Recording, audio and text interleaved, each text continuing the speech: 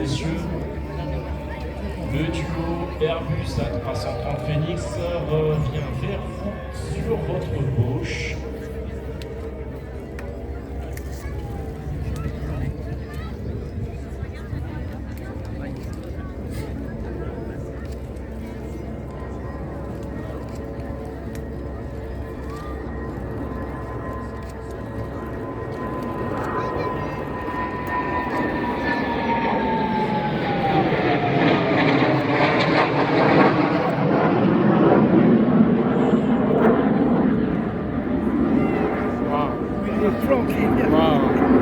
Oui, derrière. Il est capable de ravitailler 2 chasseurs.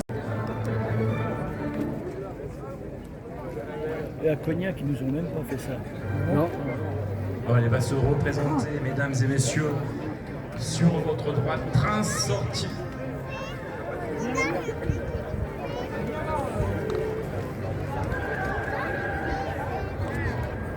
Airbus A330 Phoenix à basse vitesse devant vous, mesdames et messieurs.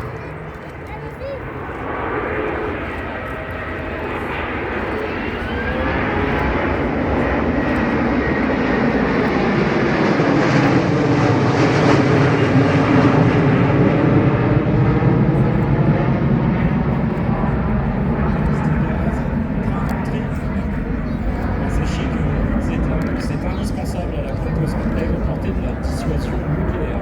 Unis dans les îles Aléoutiennes, notamment pour ne pas être débordés par un envahisseur qui serait venu de manière subtilice. Au-dessus, 1 tonne, c'est le radar qui est au-dessus.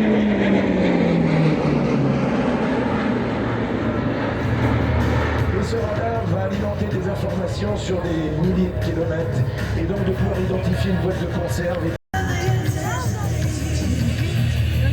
Aux commandes, Sheba et il a pour copilote Happy. Des call signs qui sont donnés à tous les pilotes embarqués. Et puis, à l'arrière, un seul tacticien, car aujourd'hui nous sommes en démonstration, c'est celui qui va assurer la sécurité à l'arrière. Il y a un avion bien particulier, regardez à l'arrière, il y a 4 gouvernes de direction. On a réparti les besoins du gauchissement d'axe de lacet, donc avec la gouverne de direction sur 4 dérives, en fait sur 3. Et quand Grumman a vu cet avion au sol, il a dit mais c'est quoi ces 3 dérives? D'une élégance absolue, construit à Dorval, près de Montréal, par la firme Canadair des Dash. Et ces Dash sont équipés d'une soute ventrale qui contient également des tonnes de flotte ou de mélange anti-feu. Et ils sont utilisés comme bombardiers d'eau au même titre que les hydravions et les Canadair. Vous voyez l'espèce d'énorme renflement sous le ventre de l'avion dans la version avion de transport du Dash. Ce renflement n'existe pas. C'est un avion tout fin, un tube, un tuyau extrêmement élégant et allongé dans lequel on met des passagers qui volent aux environs de 600 km/h dans un très grand confort. Ce sont des avions très confortables, les Dash. C'est des avions de ligne nord-américains. Bon, évidemment, ils sont canadiens, mais ils ont ce côté nord-américain des machines construites à chaud et à sable. Et donc, il y a une version transformée du Dash avec ce renflement sous le ventre de l'avion qui est la soute à mélange. Et on devrait larguer maintenant, il s'aligne, il va les faire allumer, il est sur l'axe. Non, parce qu'on est en virage. C'est un petit feu. Sur un Nîmes-Garon maintenant, me dit Philippe Chetal qui sait plein de choses. Ah ouais, Nîmes-Garon. Pourquoi pas Marignane? Et de même que les avions, les Canadair étaient peints en jaune et rouge, les Dash, eux, sont blancs et rouges.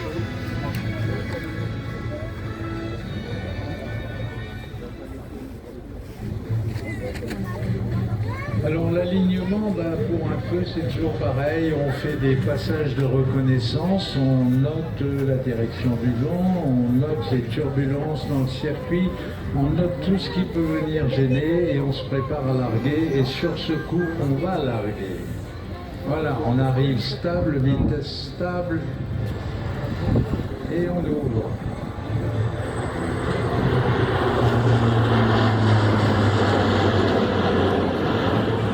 Et on a une trace au sol qui est relativement longue, ce qui éteint les feux lorsqu'on traite par bombardier d'eau, c'est pas tellement l'eau.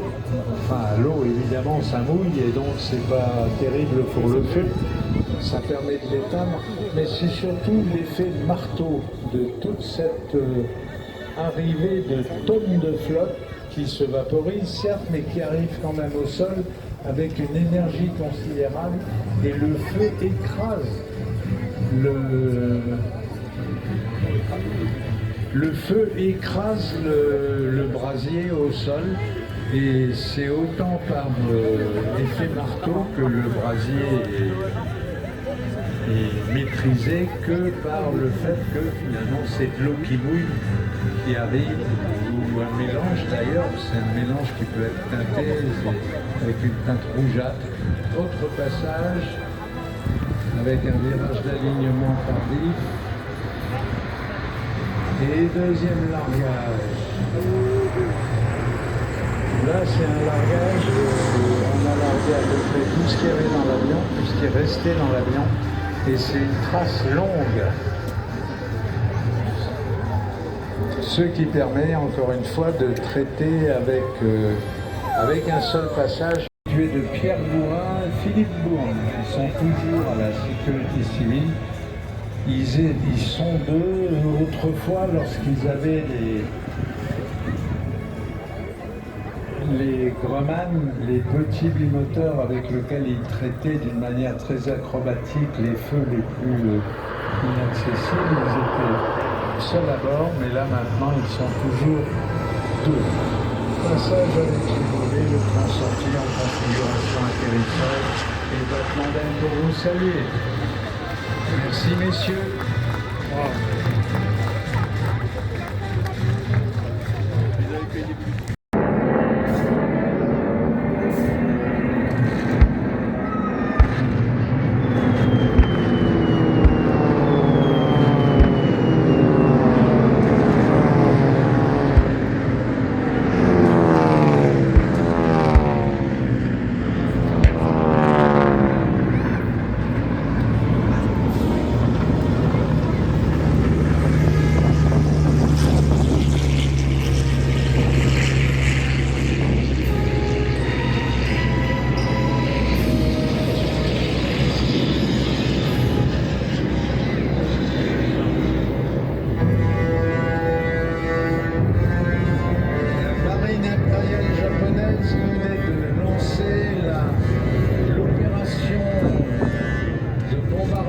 Par surprise la plus extraordinaire jamais imaginée.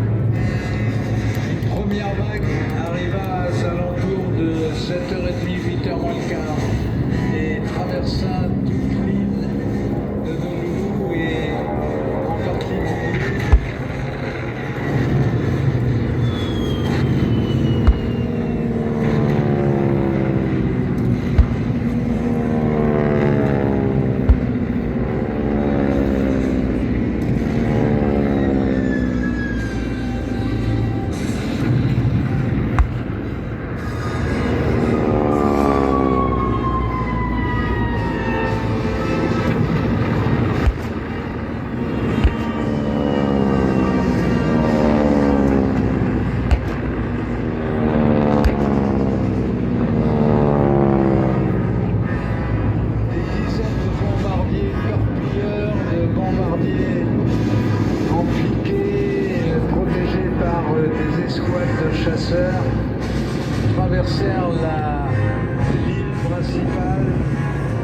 direction du port de Pearl Harbor où était amarrée la flotte du Pacifique, et ça c'est ce qui a changé le cours de l'histoire, moins les porte-avions qui étaient partis en exercice, qui étaient tous en mer.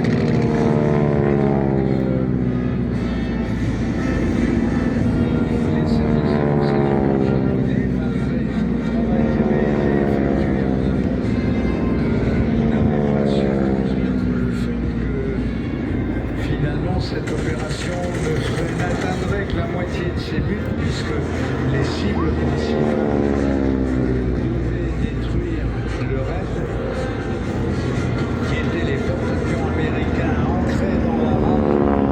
Ces porte-avions n'étaient pas là.